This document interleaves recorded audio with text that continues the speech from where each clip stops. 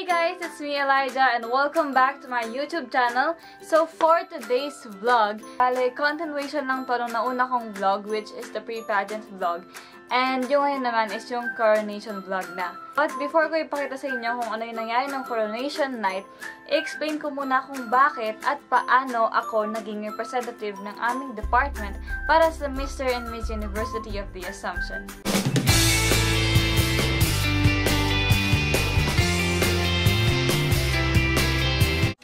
Actually guys, hindi naman talaga dapat ako yung ilaban for this year. Dapat 4th year siya, which is Ate Weng. Hi Ate Weng. Kaso lang nabasa namin yung guidelines for Mr. and Miss UA. Nakalagay doon na hindi pwede yung graduating student. Kasi si Ate Weng is 4th year na. And yes, graduating yung student siya, so hindi siya na-qualified dun sa qualifications for the Mr. and Miss UA. Nausap ako ng mga lead officers, mga officers ng department namin, na ako daw yung mag-represent ng aming department para sa Mr. and Miss UA. Nung una, actually, I was really hesitant about this pageant kasi hindi ko pa talaga balak na lumaban this year. Kasi pakiramdam ko, and I know in myself na hindi pa talaga ako well prepared para sumabak sa ganong kalaking pageant, which is for the whole university na. Ayun, wala na akong nagawa. Wala na akong nagawa in the end. Parang wala na lang akong choice na, okay, go na, push na para sa department namin. Tapos nakipag-screening ako, and nung screening, as in ako lang mag-isa dun, nakaupo ako dun sa may parang long table, tapos nandun yung mga iba't ibang mga students na nagpapascreen din para sa Mr. and Miss UA. Tapos, lahat sila may partner. And ako lang walang partner. Hanggang sa pageant, wala pa rin akong partner. Tapos, ayun na nga. So, nakapag-screening ako, wala akong partner. Tapos, sinara ko yung sa panel. Well, nung naman kinakausap nila ako, parang I'm just being natural. Parang, it's just a normal conversation with us. Kasi tinanong nila yung about sa bio ko. Tinanong din nila yung about sa pag-vlog. Natatandaan ko nung tinanong nila ako kung about ata sa pagiging famous sa pag-vlog. And natatandaan ko rin yung sinagot ko doon na for me, it doesn't matter about having a lot of subscribers, diba?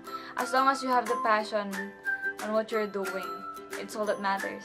Diba? Parang ganun yun eh. E di yun, natapos yung screening. Sabi daw nila, itetext na lang daw nila kami kung tanggap ba kami or hindi. And, thank you Lord, nakatanggap po ako ng text after ilang days. At first, nung natanggap ko yung text na yun, hindi talaga ako makapaniwala. Parang, oh my gosh, official candidate na ako. Yung parang ganun. Kasi dati, way back in senior high school, nung hindi pa talaga ako officially enrolled sa University of the Assumption, inisip ko na yon na sumali sa pageant ng Mr. and Miss University of the Assumption, pero hindi ko ina-expect at hindi ko plano na lumaban agad ng first year pa lang. So, ayun, everything was so unexpected talaga. Everything is all unplanned. Tapos, ayun, nag-orientation, nag-briefing na, tapos nag-start na yung mga practices namin. During the practices naman, ayun, syempre, getting to know each other muna sa mga first practices. So, nagkakahiya-hiyaan pa. Sayang nga, hindi ako nakapag-vlog no, ng mga practice namin kasi nahihiya talaga ako sa kanila noon. So, hiyang-hiya ako sa mga co-candidates ko noon. Kasi, alam mo yun, parang noong una talaga na-down ako sa sarili ko kasi ang gaganda nila, ang puputing nila. As time goes by, syempre, naging comfortable ka sa kanila kasi lagi mo silang kakasama. And yun yung pinaka-namimiss ko talaga sa kanila. So, yun, ito na yung pinaka-highlight ng pagsali ko sa pageant na to. 1 week before the pageant, sinipon ako, inubo ako, and that led to fever. Wala pa akong talent nun for the pre-pageant. Saturday pa lang ako nag-practice. So, I just had 2 practices before the competition proper. Nung una nakikita ko talaga yung mga ibang co-candidates ko na siyempre nag-uusapan nila habang nasa practice kami na, uy, kamusta na yung practice niyo sa mga talent? Tapos sabihin nila, patapos na, nag-release na lang ng step. Tapos ako, nakikinig lang ako sa kanila. Tapos, oh my gosh, ako wala pa akong talent. So, yun, hanggang pre-pageant, pabalik-balik yung lagnat ko nun. Nung mismong pre-pageant, in-explain ko na dun sa vlog ko before this. Nakabahan ako nun before ako mag-perform ng talent ko. Kasi, inubo nga ako, so baka hindi ko ma-perform yung sing and dance na talent ko. So, natapos na yung pre-pageant. Ang daldal ko, no? Tuesday yung pre-pageant, tapos Wednesday yung final practice namin, tapos Thursday na yung coronation night. Tapos nung final practice namin ng Wednesday, eto na guys. I admit I'm not feeling well that day. Kasi pinipilit ko na lang talaga mag-practice nun. Mga bandang afternoon yun. Nag-practice kami kasi sa may Stacy. Sa mga taga-UA dyan, alam niyo kung saan yung Stacy. Tapos sa parang backstage nung Stacy. Doon kami nag-practice, tapos parang flat lang kasi yun doon. Nag-practice kami ng production number. Tapos guys, meron kasing part dun sa backstage na yun na hindi siya pantay. Pero pag naka-heels ka, you need to balance yourself, diba? So, yun. Alam niyo na, yan nangyari. Natapilok ako. Napapahabain yun, natapilok po ako. Tapos buti na lang nasa harap ko si Ate Lois nun, so nakahawak ako sa kanya. So hindi talaga totally as in na ganon. Nag-practice kami nun after nung tapilok na yun. Kasi tinitiis ko na lang talaga siya, pero sobrang sakit na talaga niya nun. So kinabukas na lang, nalaban na ako, tapos nung gabi pang yun, naging ganon pa yung paa ko, diba? So ayun, edi naisip ko, hindi ko ayos yung pang to. Hindi ako makakalawan bukas. Pag hindi ako nakakalawan bukas, malaking kahihiyan yung sa department ko. Marami ko naisip nung gabing yun, kaya sabi ko sa sarili ko, kahit masakit to bukas, lalaban pa rin ako para sa edu. Kasi yun, nung gabing yun, bago ako matulog, nag-pray talaga ako noon na sana maging okay yung pa ako, makapag-perform ako ng maayos kinabukasan. Tapos kinabukasan nung nag-visit pa ako nun sa church namin, sa Holy Cross Parish Church. Nag-visit ako, tapos sinipay ko talaga lahat. Sinurrender ko na lahat sa kanya noon, na kahit anong mangyari, win or lose, I will be forever grateful for this opportunity. Yung mga bandang 11 ata ako nakarating nun sa sa school namin. Tapos, nag-visit muna kami ng mga booths nun. Kasama ko ang Peppa Pig, which is si Andeng, si Mikmik, at saka si Katkat. So, yun guys, before tayo mag-proceed sa coronation night, papakita ko muna sa inyo kung ano yung binisit namin booth nung araw na yun. Hey guys, so today is January 10th. Hindi ako sure kung narinig niyo ako. Today is the coronation night, and together I'm with head of department. Hi! Mikmik and everyone here. Hi everyone! Gay ka ba? Hi! Black Elijah! Ito kami yun sa may booth namin sa video. Diba? Share lang na share. Share ng share ng share. Kapuli lang. May talking, dago, and everything. May shakes pa daw doon. Hi, Ja! Excited ka na mamaya? Nakabahan ka? Ay, mamaya yung kaba. Mamaya. I-respect ko muna mamaya. Hi guys! Welcome to my vlog! Uy, may ngangkin kong vlog. Picture tapa. Picture daw. Guys, tingnan niyo po yung suot niya. Pag-image talaga ako, di naman ako OOTD na. Matanggal din ng camera. Kala ko ang bitin. Hindi, may. Ano ba yung nasa loob? Ano yung mga... Wala, ibon. Nakalabas sila? Ibon lang, mga pusa, ganun. Yung lizard dyan lang siya sa labas. Ako nga yung ibon. Lalabanan ko yung ano ko dahil gusto ko makakita ng ano. Tara. Ayun! Nakita niyo yun? Nakita niyo yun? Ayayaya kasi nala ako dun sa may ano yun, pet exhibit. Tapos sa labas may iguana ba yung tawag dun? May iguana. Bawal yata yung video sa loob. Pwede po. Tingnan niyo po yun. Different kinds of snakes ba to? O ano? Guys, Mikmik daw po yung pangalan ng parang nasa horror house kami. Nakikita niyo po. Guys, totoo po yan. Gumagalaw po siya. Nakikita niyo.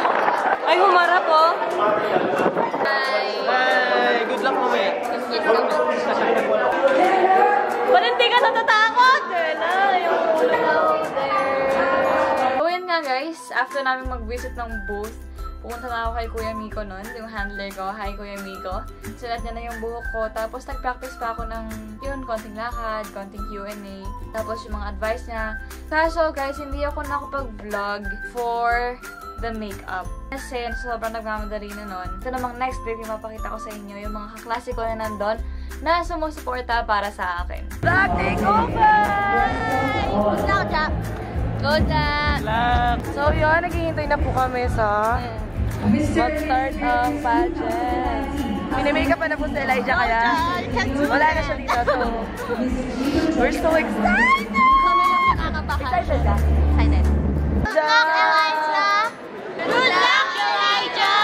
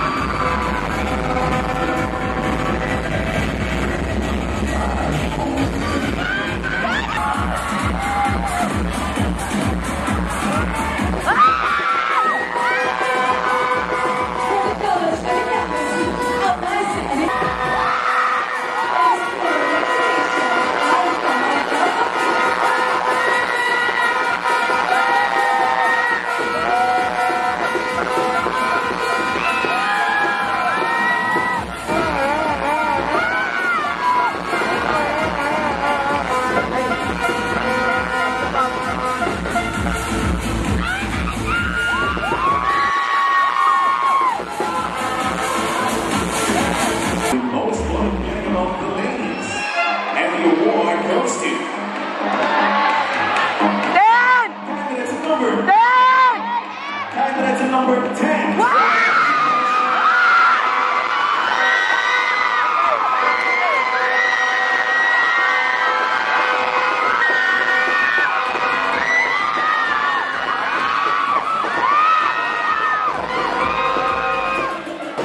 This time, let's announce the winners of most challenging.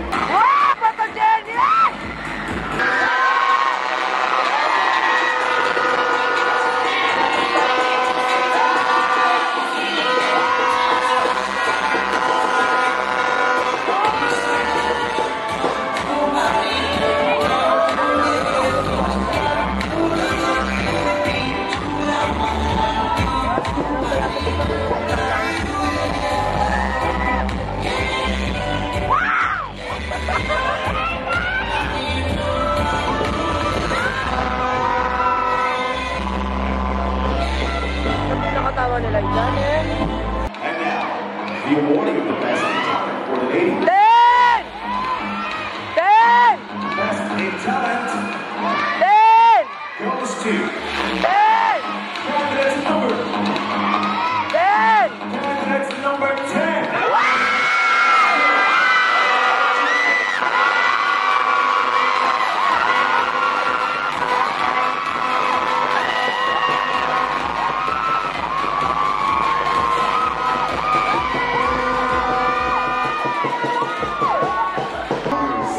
What is your message to them?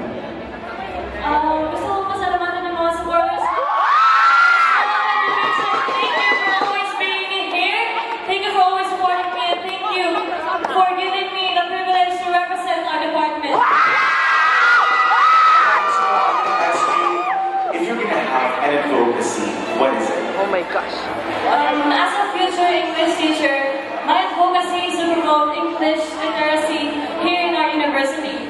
I believe that it can be an instrument to lessen the struggling students in using English as a medium of communication. I know that this should be a tool for us, the Assumptionists, to be globally competent graduates. Tapos guys, ayun nga, nag-start na yung program. Yung mga dalawang pinaka hindi ko ina-expect na award, yung pang napunta sa akin, which is the most photogenic and the best in talent award. After nun, mag-award na sila for the top 5, and for the final question, here's the clip. This is the question. 2019 was declared as the Year of the Youth by the Catholic Bishops' Conference of the Philippines. As a youth, how can you help in the mission of the Church in building a better Philippines? As a youth, I can help in building a better Philippines by also embodying the three virtues of the University of the Assumption, which are Biasa, Magalaka, and Mayab. Biasa in the sense that you are using your intelligence to inspire the youth of today, and Mayab because you have a genuine heart to inspire your fellow youth to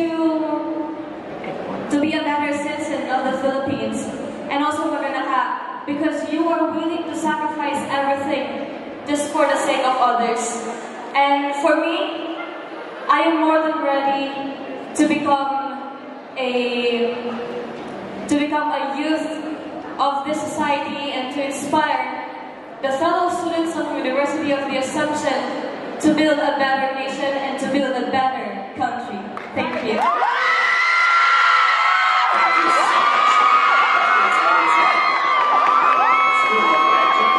Kasi yun guys, siguro naman napansin nyo sa sagot ko na hindi talaga ako prepared doon sa question na yun. Kasi kung nag-practice ako for the Q&A, mga na-practice ko lang talaga is about myself, about the school. Hindi talaga ako naging aware dun sa topic na yun. Kaya, Diyos ko, kung ano na lang talaga yung naisip ko noong mga panahong yun, hindi na mga sinabi ko.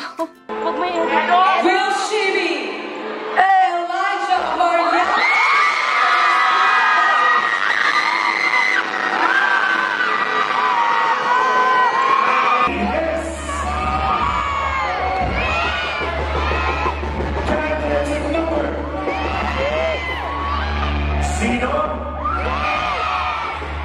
Our Miss Siansha 2019 is candidate number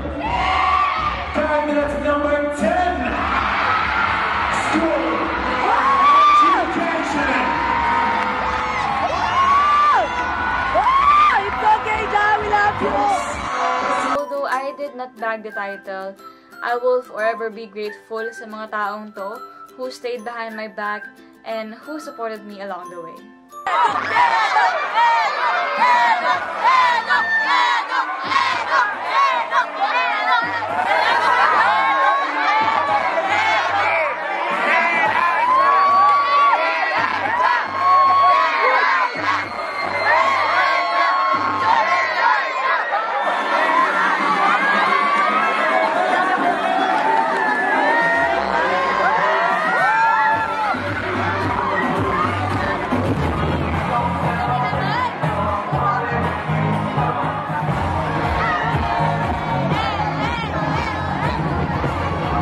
Guys, I will be forever grateful for this opportunity. At alam ko, hindi talaga naging madali yung laban na to. Pero dahil sa suporta nyo, sa suportang binigay nyo sa akin, I really felt like a winner. At sa lahat ng mga taong nag-message sa akin nung pagkatapos ng pageant at sinasabi nilang, uy, para sa amin ikaw yung nanalo, para sa amin ikaw yung Miss UA. Sobrang nakaka-flatter na makatanggap ng ganong message. Dahil sa inyo, hindi ko naramdaman na natalo ako. Thank you sa din namin, sa faculty, sa mga klase ko, eduk, sa mga friends ko, sa buddies, sa camp, kahit na si Janine nandun, sa mga pepas, at sa lahat ng mga taong nagtiwala at sumuporta sa akin until the end. Thank you so much. And for the last part guys, siguro marami nagtataka sa inyo kung bakit hindi or never ako nakaisip ng negative thoughts about not having the crown. Well, the answer for that is, whenever I am joining pageants kasi, yung parang pinaka naka-mindset sa akin is, I don't treat this as a competition with my co-candidates. And instead, I always treat every pageant as a competition with myself. Kasi para sa akin, in that way, you will have the urge to strive harder, not just to get the crown, but to be a better person as well. So ayan guys, if you like this video, please give it a thumbs up and subscribe to my channel for more videos. And don't forget to tap the notification bell para ma-update kayo sa mga videos na ginagawa ko. Yun lang! Thank you for watching!